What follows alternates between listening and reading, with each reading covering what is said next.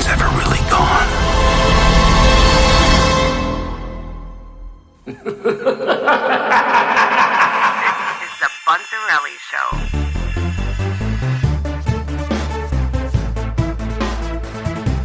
The Rise of Skywalker teaser dropped at the Chicago Celebration, and a lot of interesting things going on. Obviously, J.J. Abrams is back, and you definitely see that same kind of look and feel, the tone. You know, I love me some J.J. Abrams Star Wars. If you go back to that Force Awakens, like that energy and that feel, and this trailer kind of carried the same notes. First off, we're back on a sand planet, and what I'm hoping is we're on Tatooine. You know, Jakku wouldn't be the worst part if it's, Rey, like, looking for her past, or I'm not really sure what's going on there. Seeing Rey back in full effect, if you go back to The Force Awakens, one of the standouts was Rey. You know, Daisy Ridley, her performance and the actual character and following her journey. And if you go into Last Jedi, there's a lot of polarizing things about Last Jedi, and whatever message Rian Johnson, whatever imaginary, like, leap he's trying to take with his story of Luke and this and that, the real shame of it was Rey really taking a back seat and not having any character development in that movie. Her dynamic with the Kylo stuff was real interesting, but I really just, we went in this is supposed to be Rey's trilogy. And, following everything else. I mean, that's how I took it, was Rey was going to be a central character that we're following. And, it looks like, she's taking center stage. And what I like is, they keep showing us in all the marketing, they show us that same stuff over and over. They show us the Rey, they show us the Finn, and they show us Poe. And, we never actually had a full adventure of the three of them together. And finally, it looks like they're going to deliver on that. So you got Rey, they show her on a desert planet doing a straight up prequel style Jedi jump. I think that's Kylo. If I'm not mistaken, that's Kylo's ship, even though they're not alluding to if it's Kylo driving it, but that seems very interesting.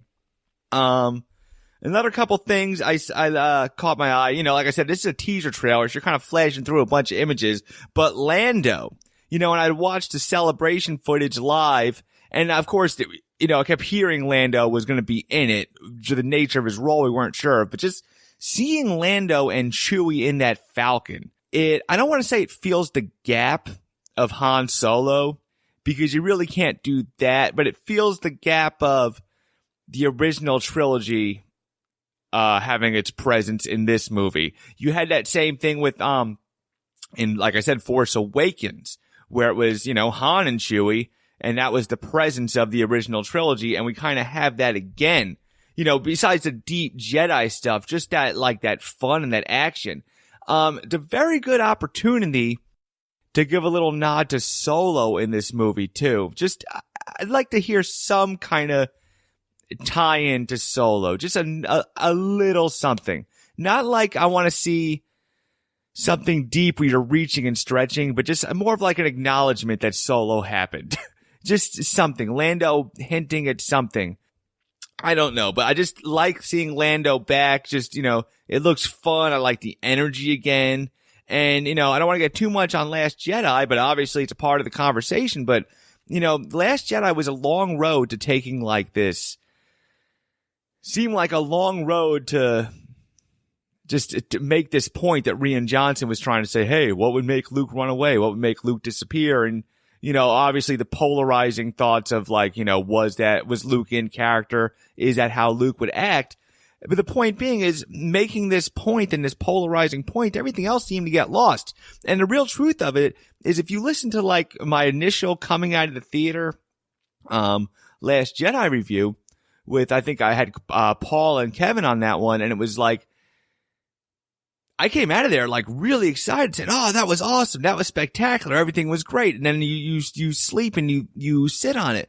And I'm not going to go back on any of my original feelings, but I will tell you one truth. And the one truth is this. When Force Awakens came out and I had bought the digital copy, I watched it like 4 or 5 times.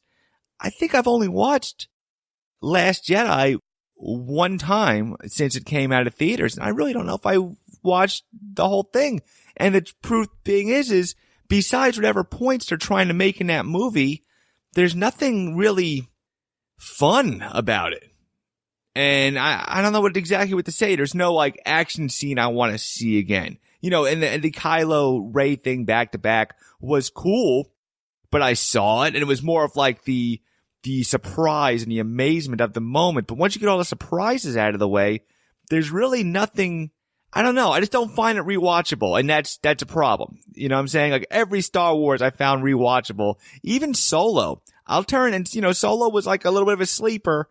You know, it's up in the air whether we needed that movie or not. But you know what? I like putting Solo on once in a while because it's just fun to watch and it's just neat. You can just put it on anywhere. And, I'm not getting that with Last Jedi. Now, the opportunity here is, and this has been said before on Rebel Force Radio, a great Star Wars podcast, but, the jury's still hung out on Last Jedi because you're not going to understand. You can't really judge Last Jedi until you finally know its place in the trilogy. So where are we left at the end of this trilogy? So we're left with a fractured, First Order, a fractured, Resistance. You know, in the original, review for Last Jedi, I said, so this is kind of interesting. It's kind of bold. And I stick to that because where we are in this point of the galaxy, anything's possible and there's a lot of opportunities. But the actual adventure and the actual look of like, you know, like I said, the three characters together, I like seeing 3PO back in there, just, you know, in the action and just, you know, going along for the adventure. And he deserves to be. I didn't notice a lot of R2-D2, but, you know, maybe he could be somewhere else doing something else, but that's okay. Well, you're not going to not see R2-D2 in this movie. Visually, they look like they're coming upon an island or an ocean, and it looks a little different, but is that Act 2? I'm curious about that. Is there a reason to go back there? We know Rey took the books, took the Jedi knowledge with her, so that's some interesting stuff to see.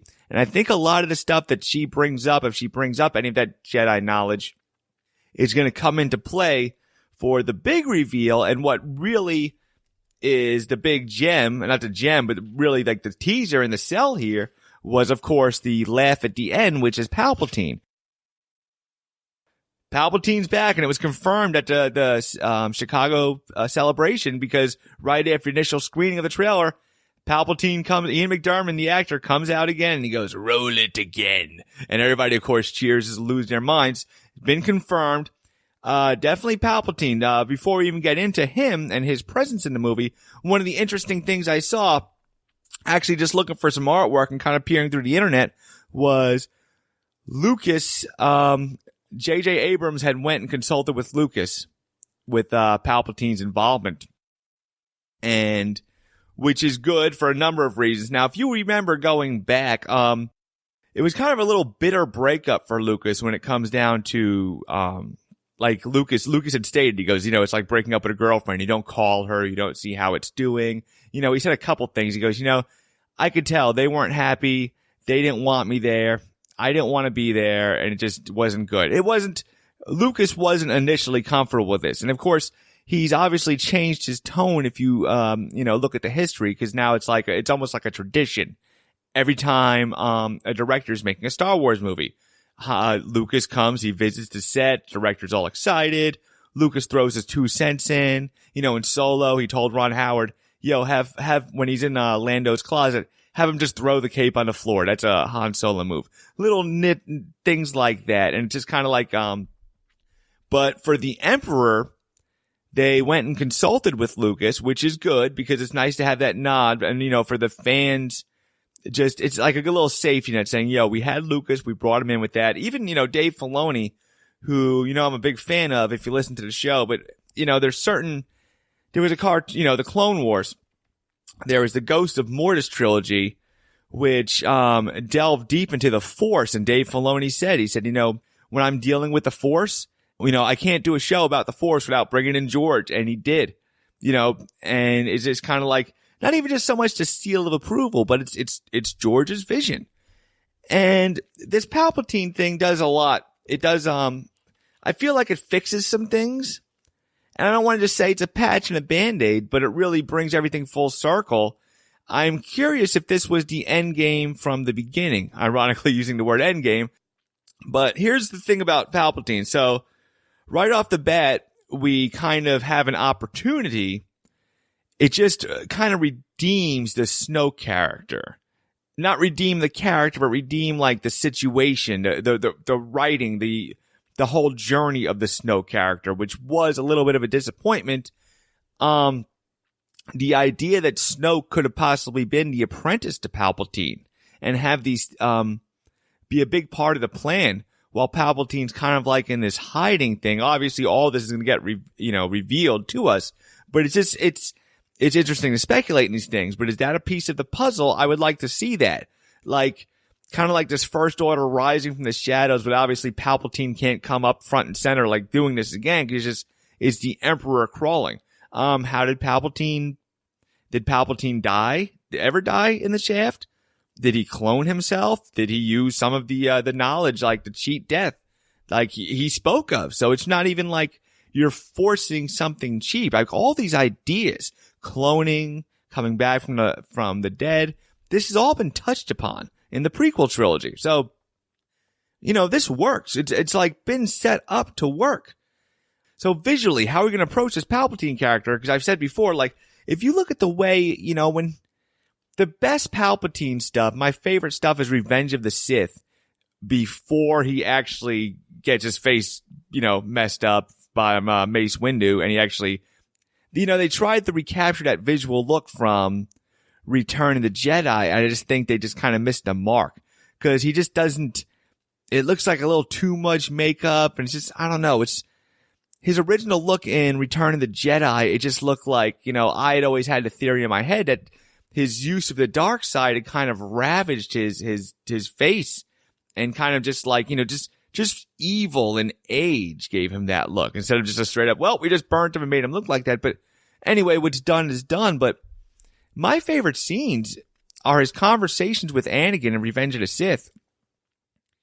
Just kind of like his manipulation and stuff, and just like, is it possible to learn this character? He's like, nah, it's from a Jedi. And, he's telling the story of Plagueis the Wise and the little things in the opera. I mean, there was some cool stuff going there. And really, the Emperor, it's like, the clothes don't make the man kind of thing. So visually, what do we want to see here? I'm sure if they do the makeup full Palpatine thing, depending on the nature of his return, I'm sure hopefully they do a better job. And they've learned that. If you think about like Jabba the Hutt, how he looked in like when they brought him into Star Wars New Hope the first time, and he looked terrible. And then they fixed that CGI Jabba. They replaced him probably with the model that he used for the Phantom Menace, and it looked better. It was more viable. Still, the necessity of that scene is up in the air, but at least they patched it up, look better. So hopefully they do and the makeup job isn't going to kill anything. It's just something. Point being about the visual thing is, if you've watched Star Wars Rebels, another Dave Filoni cartoon takes place during the original trilogy, but one of the things they did at the end was they had a scene where Ezra, who is the hero of that cartoon, the central character, he actually meets Chancellor Palpatine, the Emperor. And it did something very cool where visually he kind of switched from, and actually Ian McDiarmid voiced the role, and they switched from his Chancellor look, his normal Chancellor Palpatine look, to the Darth Sidious Emperor look, and it was really cool. And I hate to see them copy that again. But like I said, Palpatine is Palpatine, no matter how you bring him to us. So, and what the goal was this was going to be the final chapter of everything, and bring it all together. And this really does. If it's Palpatine, and this is the end game, it brings together all 9 chapters of this Star Wars thing, the prequels, the original trilogy, and I think this is called the sequel trilogy. So that is the first thing, the Darth Sidious thing, which of course, like the laugh at the end, sold that everybody's excited. And now the mystery, the title, Rise of Skywalker. And I'm watching JJ talk, and everybody's like, I'm really excited about what it means, and I can't wait for everybody to see. And it's just JJ's tight-lipped. So, who are the suspects? What does Rise of Skywalker refer to? Now, obviously, well, not obviously, but there's still the Rey possibility. Was Rey a Skywalker? I don't know. I think it's a make good if they kind of switch that around. And I'm not rooting for Rey to be a Skywalker. I don't think it's necessary to the storyline. I think it actually takes a little bit away from her. It takes away from her journey. I still believe it's forced. Now you go to Kylo next. Now Kylo is interesting because, okay, obviously he's Solo. He's Ben Solo, but he does have Skywalker blood. But the Rise of to take away his Solo heritage, I mean, if that refers to him, I am very still curious where Kylo is going to end up in this story because that is very up in air. Is Kylo going to die, the hero or the villain? Is he going to die? Still love me some Kylo Ren, the Adam Driver. Like I said, everything was, whatever your complaints are about The Last Jedi, the neat thing about where it left us was the open end where anything could happen, which is true. Next suspect is Luke. Does Luke come back from the dead? I don't think so. Did he learn? I mean, like we said, force projection. That was a power we never heard about, and they brought it to us. Did he actually die? Just him disappearing like that, was that a death?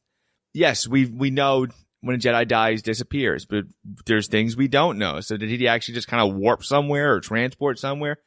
I'm not sure, but what I'm rooting for, it would be the boldest, most daring move, and how they pull it off. Now, the real trick, I think, to making this pull off is having the actual adventure grounded. Because whatever problems you solve, the big four stuff, you can't lose the little story. Like Empire Strikes Back is the best example. You have Luke doing his deep Jedi stuff with Yoda, but then you have that balance of Han Solo and Leia and their love story and, them zipping through and flipping through asteroid fields and stuff. It was a balanced movie. Arguably the best Star Wars movie, Empire Strikes Back. So how do we keep that balance again? Which is why I'm hoping is the deep, heavy stuff is balanced with this fun adventure stuff, which I think JJ could pull off. And I think he did pull it off in Force Awakens. It was a safe movie. It was a balanced movie. Now, there's nothing safe about what he's doing here. You're bringing in Palpatine and everything. Now you're taking some bold moves. But I trust JJ with some Star Wars.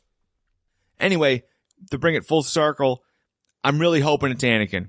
I want to see somebody's got to come back from the dead if it ain't Rey or Kylo. And for Luke to come back is just kind of like a little slap into the face of what Rian did, I think. I'm not sure. I want to see a Hayden Christian Anakin in some form. And if some Skywalker's got to come back from the dead, it's got to be the chosen one, Anakin. If you want to be bold and you want to take some moves and bring this series full circle, I think there needs to be a Hayden Christensen, Anakin Skywalker, something. Force Ghost, Return, something. So, like I said, this is just the first one out of the box, and we got a little, very little to work with, but a lot to work with. So, very excited to where this leads us, and we got the December to find out. So, thanks for listening.